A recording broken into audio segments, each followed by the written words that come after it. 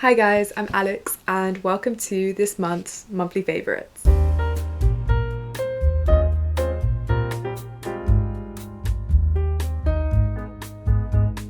I've had a very interesting June and I've made a few notes about things that I have loved, that I've discovered, that have really made my June wonderful. And as usual, I don't want to focus too much on things that I've bought or products that I've used. I actually only have one thing, I think, on the list today that is to do with products. Instead, I want to focus on just like wonderful other experiences and things that I've been grateful for or things that you can do as well, and all the things that I've really enjoyed this June. Starting off though, I want to give a very quick debrief of what's happened this June, because I feel like a lot of the things that have happened this month have informed what my favorites have been. There are two main kind of things that happened this month that I feel like were very significant. The first one is that at the start of the month I developed impetigo. I don't actually know how to pronounce that. I was saying impetigo at first, but then I called this lady who sounded much more knowledgeable than me and she said impetigo, so let's go with that. It's basically this very contagious bacterial infection that leads to like big, very itchy sores. Oh, I don't think they necessarily have to be itchy, but mine were quite itchy. Very big itchy sores around your face. I don't know if they can spread to other parts of the body. I didn't actually have that many because I didn't really know what they were,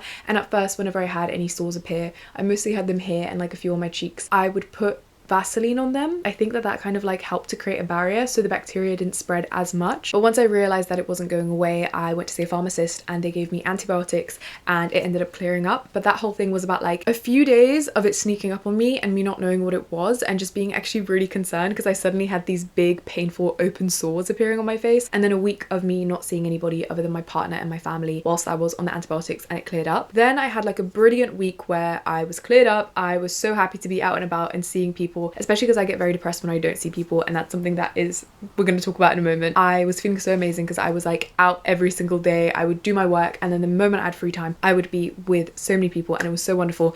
And then the heat wave happened and the heat wave was horrible, I'm sure, for like most people. Some people seem to really enjoy the heat, which I think is like absolute madness. I think some people, and especially like news outlets and stuff, I noticed they were including pictures of like people chilling on the beach, people chilling by a fountain. I think a lot of people were not chilling. Like, this was genuinely a very dangerous heat wave. I personally am not someone who is too compromised in terms of my health. Like, I do have some health issues, but like definitely not anything that I could die from. And even I was like, luckily I didn't faint, because that is like the main thing I was concerned about. I was nearly fainting a few times, but I had like a crazy panic attack and stuff. Like, the heat was horrible, and that is also something that will have informed my June favorites. Anyways, let's get started.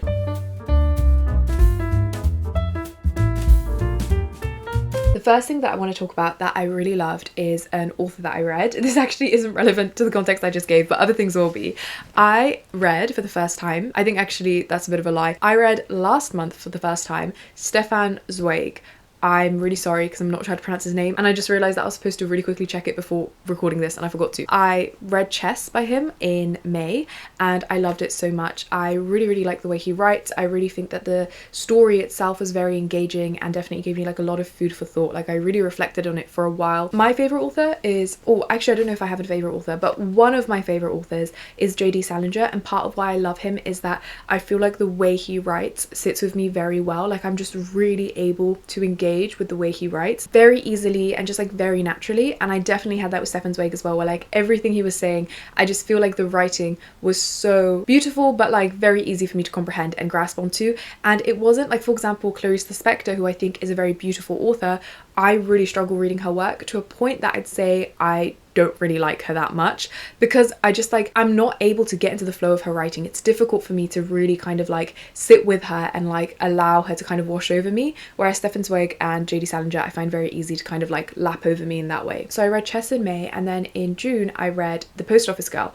which was so good. I think a lot of my audience watch Melissa as well. She's a content creator, I think, on like YouTube, TikTok and Instagram as well, and her ats are like Stefan Zweig books. I understand why. He's so brilliant, and Post Office Girl was really good. I'm borrowing Helena's copy. I read it and now my boyfriend's currently reading it and his mum wants to read it as well, so this copy is getting passed around, and there's a small teeny weeny chance I might see Helena this month. I really hope that I can, and so everyone better finish reading it quick so that I can give it back to her. I really also want to read Beware of Pity. Pity, that is actually the Stefan Zweig novel that I've wanted to read the most the whole time. Like before I ever read anything by him, when I read about him, I was like, oh, that is the book that I want to read most by him. But I don't know anyone who has it, and I am banned from buying books this year. Some people think that means that I'm banned from buying first-hand books.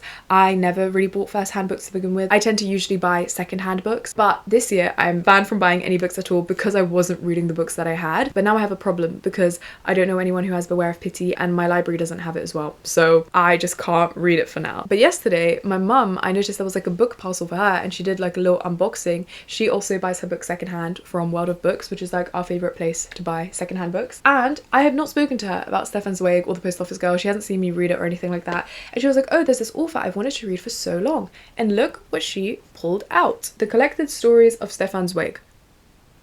No freaking way. The collective consciousness in this house right now, I've never heard her mention him, I've never mentioned him to her, and yet apparently she's been wanting to read him for ages as well. And what's also so cool, well, cool and also cruel, what's cool is that these stories are all like, it's not Chess or The Post Office Girl, it's all like, I think, short stories that I've not read by him, and she's let me borrow it, so I'm very excited to get through this. But what's quite cruel is that Beware of Pity is not in here, so I still can't read Beware of Pity for now, but that's okay. Anyways, I really love Stefan Zweig. That is definitely a June favourite. I might have mentioned him in my May video now that I'm thinking about it, because I first read him in May. I hope I didn't, but either way, he's a May and a June favourite. I'm really, really liking him.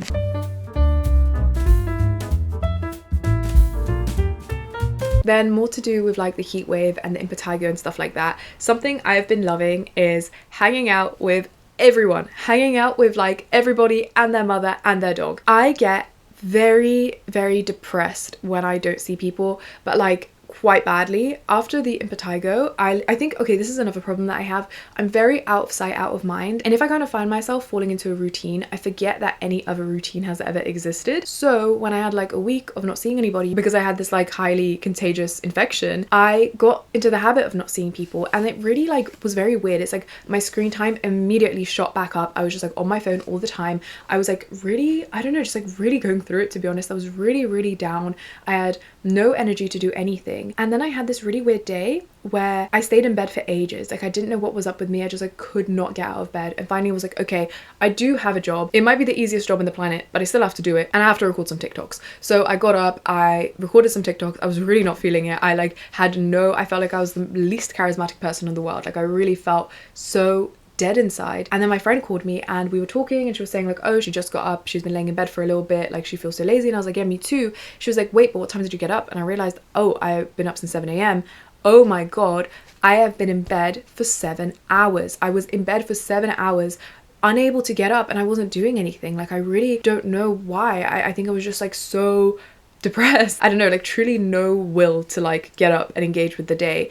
And we spoke about it a bit more, and I was saying like, I don't know why, but like now that we're talking about it, I suddenly feel like crying. Because another thing is like when I get like depressed or like I kind of shut myself off from people, I'm then also kind of shut off from my emotions. So as much as I was like clearly not doing well in that time, it's not like I was crying, it's not like I was in touch with myself and I was like, oh my god, I feel really bad, I need to see people or do something to like hopefully maybe resolve this, or I need to sit with this emotion. I didn't even really realize anything was wrong. Like it really crept up on me, but like very quickly and suddenly, and we were speaking about it and suddenly I felt like crying because I was talking to this person. Also for context, in the time I was seeing my family and my partner, but there's something different about friendships for me. I don't know why, I always have felt that like friendships are the most holy and wonderful and like the most important types of relationship in my life. There are things that I get from friendships that I just don't think I can get from my family and also from my partner, and I think a big thing of that is this kind of like extreme joy and giddiness, and I do obviously get that from my family and my partner. Like I can't possibly overstate how much I love them. Like I really am grateful for them, but this kind of extreme like childish will to live, this like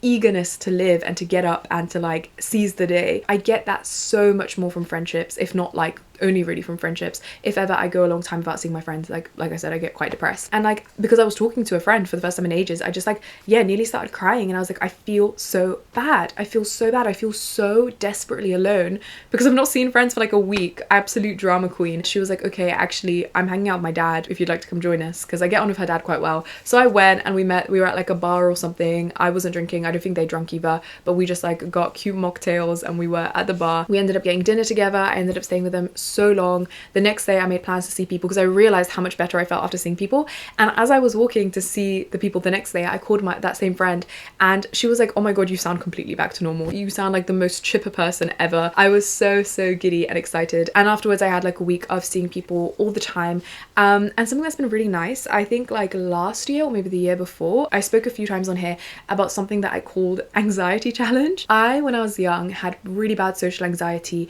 that I managed to get over through really intensely forcing myself into situations where I felt like I was going to throw up with anxiety, and I would just like force myself in those situations, and eventually I guess like the skill, I guess like maybe the muscle of like being able to handle social interactions just kind of like, I don't know, it strengthened. Like I found it a lot more normal. I went from like finding them horrifically anxious to really liking them. And something I noticed like again last year or 2 years ago, I can't remember when this happened, I think it was last year, I noticed that I was slipping back into only hanging out with like my regular people that I hang out with, and getting anxious and nervous about meeting new people, like genuinely feeling like throwing up at the idea of seeing new people. And I just wanted to nip it in the bud, and I was like, I'm not letting this happen to myself again. So I just like really pushed myself. Like around that time I purposefully arranged to meet loads of people that I don't regularly see, and I would like, if I heard there was a party or like something, I would like obviously not like invite myself in like an awful way, but I'd kind of like weasel an invite in order to push myself. And it was horrible. I was so anxious. I really was like so nervous in those situations, but like I kind of suspected, I ended up finding them completely okay once I got used to them again. And I feel like now I'm really enjoying the fruits of my labor, because yeah, like I have been kind of weaseling invites to like a lot of things, and I've been having like loads of like very big group things. I've been meeting completely new people, and yeah, basically I've just like really been enjoying pushing myself to be in all these social situations to a point where it doesn't even feel like I'm pushing myself anymore, and I've been finding them so comfortable. And I feel like I could entirely enjoy the very human need for connection, and like specifically like connection with people who I don't really know very well. I feel like I've been meeting so many new people, and because I've really pushed myself in this way for quite a while now, I don't have any anxiety anymore about it, which has been so wonderful. I'm really grateful. So basically that has definitely been a June favorite as well, has just been hanging out with absolutely everybody.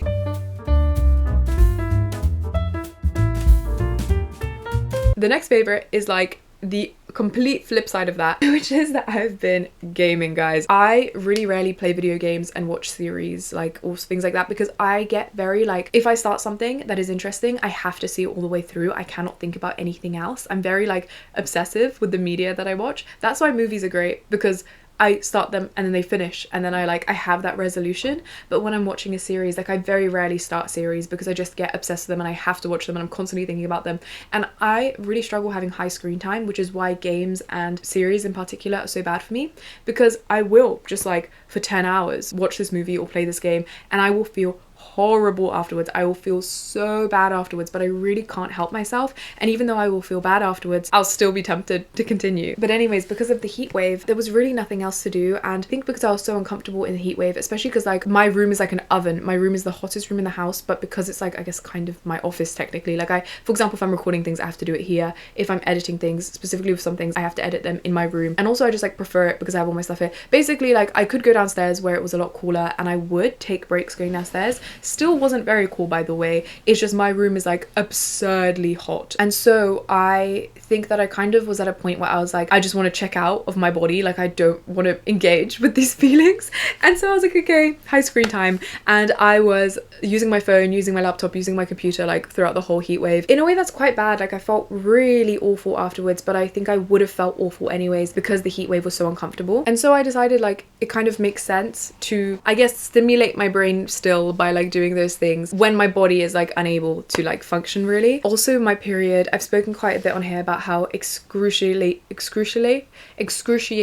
awful my periods are, and I think also on your period your internal body temperature goes up. My period started during the heat wave. It was so bad. Like it really like I had like a panic attack because of the heat. Like it was awful. So to make myself feel better, I was misting myself. I had like ice packs and stuff. I had my fan on me and I was gaming, and I played 2 games in the heat wave, very long games as well. So like clearly goes to show I was using my screens quite a lot. I played Disco Elysium, and I also finished Deltarune Chapter 5. I finished Deltarune Chapter 5 like 2 days after it came out. Like I really was like sweating. I don't know how much of my audience like plays video games or anything like that, but I feel like both of those games are very aligned with my audience. Like whenever I mention video games, people always mention Disco Elysium and Deltarune, and both are really, really great. If you are into philosophy and like psychology and stuff, and I guess the kinds of stories that I recommend in the form of books on my channel, I really recommend Disco Elysium. The only thing is, I'm not at all suggesting that anybody should break the law and pirate, but I recommend looking into the issues surrounding the making of the game. I did pay for the game because I didn't know about any of that before I bought the game. I bought the game like quite a while ago. But if you look at like the Steam reviews and stuff, it's all got very low reviews, even though it's such a brilliant game. Something about like the concept being stolen, I can't remember because I didn't look into it too much, because I found out after I'd already bought the game. But I recommend looking into the game and reflecting on whether that is something that you want to support. But obviously I'm not suggesting to pirate the game because that is illegal. Anyways, Disco Elysium is such a beautiful story. It is absolutely the kind of story that I recommend in book form. I think this is one thing that I quite like about games and also about movies, is that it's like such a different way, and like specifically such a sensory way of engaging with stories. Like with movies, it's visual, it's auditory as well, like it's so much more engaging. And then I think games are the next level where you are literally actively engaging with the story. Disco Elysium is so cool. I really recommend it. I don't want to say too much because I don't want to spoil anything, but I genuinely can't recommend it enough. I really, really enjoyed it. And as for Deltarune Chapter 5, it was so good. I love Deltarune. I'm so frustrated that it's taking so long to come out, but I understand it's taking so long to come out because obviously it's being made by a team of developers who really care about the game. I'm just very impatient. I'm just excited for Deltarune to be over in a way, because I think I am so, like, it's on my mind a lot, and like I'm watching a lot of theory videos about it, and it needs to stop because I have work to do and I have studying to do and I have a life to live, and I feel like Deltarune is getting in the way because it's so interesting, but it's not finished yet. But yeah, I finished it crazy quick. I really like how, this is like very off topic, but I really like how Toby Fox includes like queer characters in his games in such a just like, I don't know, like default way. Like there's no kind of point made about it. Like for example, as someone who prefers they pronouns, I think actually in the past I made a video saying that like I don't really mind. I definitely prefer they pronouns a lot more than she pronouns. And so it's really cool seeing like a non-binary main character. Like no one is like, oh my god, they're non-binary. They just say they, and it's just like a fact. And same with like the main kind of like romance storyline being between two women. It's not like, oh my god, and they're lesbians. There's a lot of sweet moments, like a small spoiler, but there's this one moment in the game where they're talking about how like there's usually like a queen and a king of a festival, and then one of the characters' dads is like, maybe there'll be two queens this year. And I was literally tearing up because I remember as a child not seeing any queer representation, and if I did, it was so like, this is queer representation, these are lesbians, and this is someone who's non-binary. And it was like such a thing that then it felt like, well, I don't feel so dramatically about my feelings. My like love for women and my also feelings of like gender are not these like extremely big, huge main parts of my personality. And I kind of feel like as much as that is representation, the representation is like, oh, this is a very like thing worth noting. And I feel like the way that I've always experienced queerness is just like a very matter of fact thing. And so seeing representation that is so just like matter of fact, like yeah, two women like each other, and also the main character's non-binary, I feel like is really nice because like, I don't know, it's just so nice. It's just so nice. I really like the way that queer representation is explored in Undertale and Deltarune. I've been loving games, and that was what I was doing for like the whole heat wave.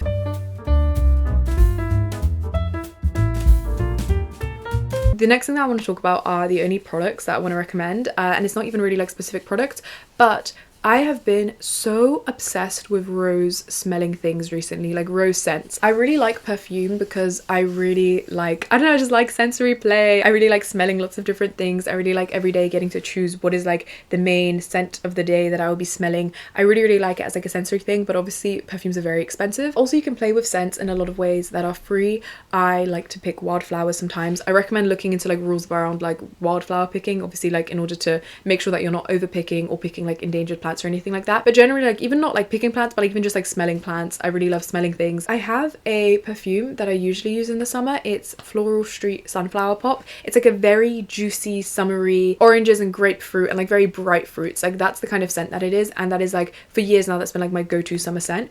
But I don't know what's happened this summer because I've had this perfume for a while, but I have suddenly become so fixated on Dossier Floral Rose. This is a dupe of another perfume that I really like, but it is boycotted. So instead of buying that one, I bought this one, and I recommend this one. If you know what perfume I'm talking about, I recommend Dossier so much more, not just for ethical reasons, but also because they smell exactly the same, and this is significantly cheaper. I think this one lasts longer as well from what I remember, but I can't remember exactly. So like, don't trust that, but do trust that they smell the same, and this is so much cheaper. I think this is like £30 for 50 milliliters, and it smells so good.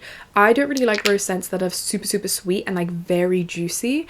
This is a little bit woody and a bit spicy, so I feel like it's a little more grounded, and it isn't like sickeningly sweet, you know, like it is sweet, but it is like nicely paired with that woodiness and that spiciness. And I've been wearing that with the Body Shop British Rose Body Yogurt. This is a new one I bought because I ran out of my last one, because I just suddenly have been using it so much. My last one actually wasn't mine, it was my mom's. I finished my mom's, so I bought one for her and I bought one for myself as well. This one is so sweet in a way that, like I said, like I don't typically like, but paired with this I really like. This smells like a mawam, but if it was rose. It's so good.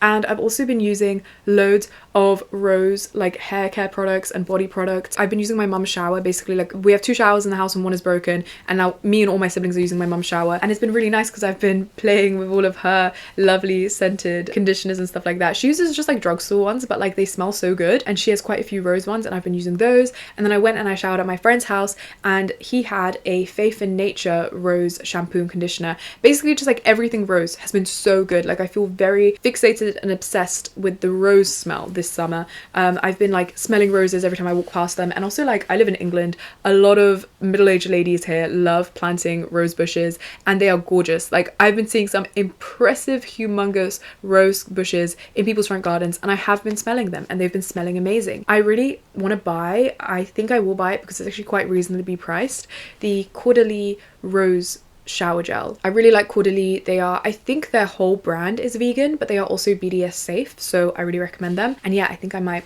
have to purchase that because I've been loving rose scents so much. So that is also a June favorite.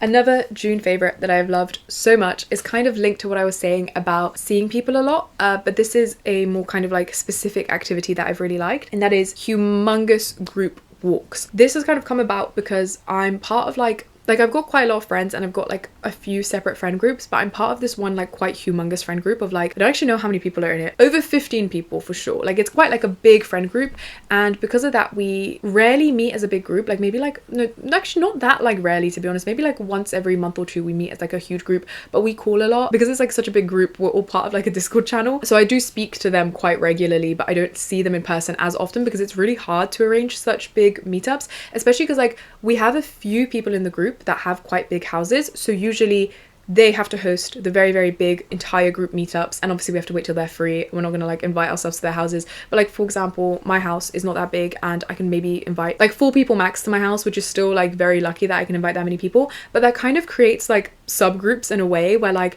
I have a few people that like if I want to see people from that group, I'll like invite them because like I would not be able to host so many people in my house, and same with like other people in the group. And so usually when I go on walks, like I'd say this is the friend group that I'm the most outdoorsy with. When walks are hosted, usually it's kind of like split up into subgroups where like obviously if then we're going to people's houses afterwards, most people in the group cannot invite 15 people to their house, but secondly almost everyone in the group has a full-time job, and it's very difficult to find a day that like everybody is free. But we managed to find one where like peak for the person who didn't come. I think only one person in the group didn't come, which like very sad for them. I don't want to gloat too much. Luckily I don't think she watches my videos, so I can gloat a little bit because it was so wonderful and fun. It would have been wonderful if she was there, but it was like 14 people at my friend's house. This friend lives in the countryside, so we went on this wonderful countryside walk. It made me really realize the reason why people really like walking groups. Like I see sometimes on like, I mean I don't use Facebook, but I've seen in the past like Facebook groups that are like local walking groups or whatever.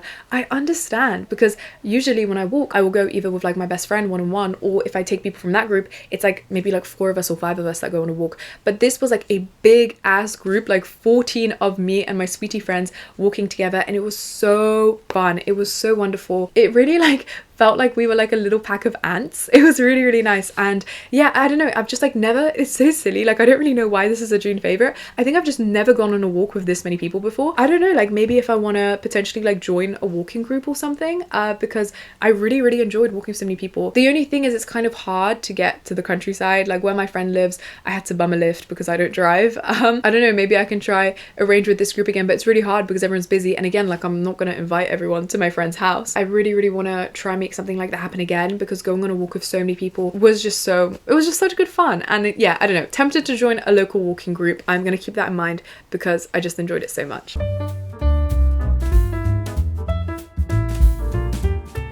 The last thing is going to be very, very quick, but I think in my, like, I can't remember which video, but I mentioned in a video that I want to start doing prettier journaling. When I talk about journaling on here, I often, like my philosophy around journaling that I often share is that I really, really recommend messy journaling. I recently did a video that was quite controversial. Well, not quite controversial. Actually, a lot of people were like, oh, this is lovely. But a lot of people didn't really like what I was doing. And it was where basically I was showing like what I do with like a journal that I finished. And I was just ripping it up and putting it in the bin because I just don't reread my journals and they take up like space. And some people were saying like, oh, that doesn't make sense, like you're giving up all your growth and stuff, especially the people who were a lot more like actually actively like you are making a mistake by doing this. I found that very interesting because obviously it reflects the only way that they're able to envision journaling to work, and it's the way that they journal. For me, I do not journal that way at all. I do not journal to have like an end product, and I also don't read back my journals ever. For me, my journals exist as a in the moment tool for processing and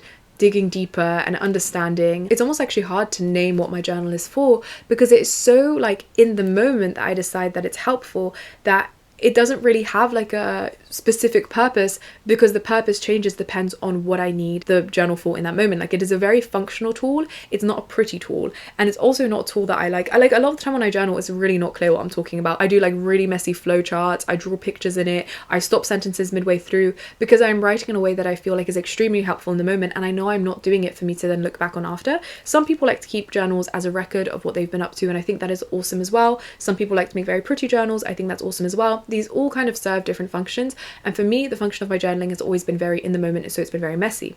However, I did this isn't an ad, I did a Skillshare course that I actually was for an ad, and it was making like very, very beautiful journaling, and I'd never really done it before.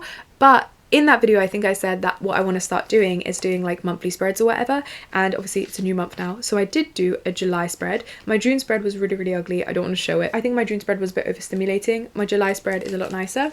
This is my July spread. I've been really enjoying prettier journaling. I think as much as I agree with everything I said about why I like messy journaling, the two serve different functions. I'm doing this in a separate notebook to my regular journal, and I think there's something about the sensory element of like the sticking, the pasting, the like finding the stickers, also like all the colors and textures. Well, there's not really textures, but like all the colors and patterns here. I think this is capturing something different compared to my regular journaling. I really can feel the benefit of doing both kinds. I really, really enjoy this. I think especially because I don't really do arts and crafts often, but I am someone who feels a benefit from it. I'm also like, I hate to say like, oh, I'm bad at art, because I don't really believe in like bad art as a expressive tool. I don't want to suggest that like being an art critic isn't a real thing. Like I do think there are certain standards that definitely make some pieces of art in some standards better than others, but I think the act of like art as I guess like a tool, I think guys, I love when things are functional. I love when things serve a purpose in the moment. But yeah, I think art as a expressive tool, I don't really think there's a wrong way to do it, but I think that I'm quite bad at art, and I think because of that I just don't really make art often. But this was so fun, and yeah, I'm really, really happy with it, and I feel like it has really grounded me in what I want to focus on, and I feel like it's really like sharpened my mind as to like what I would like out of the month. I really, really like doing the monthly spreads. I've done two, but both are very enjoyable, and I did have some people ask to see my monthly spreads, so I thought I would share it. Anyways, that is everything. That is not everything I loved in June, but those are some significant things that I've loved in June. Please let me know what things you liked in June, especially things that are free.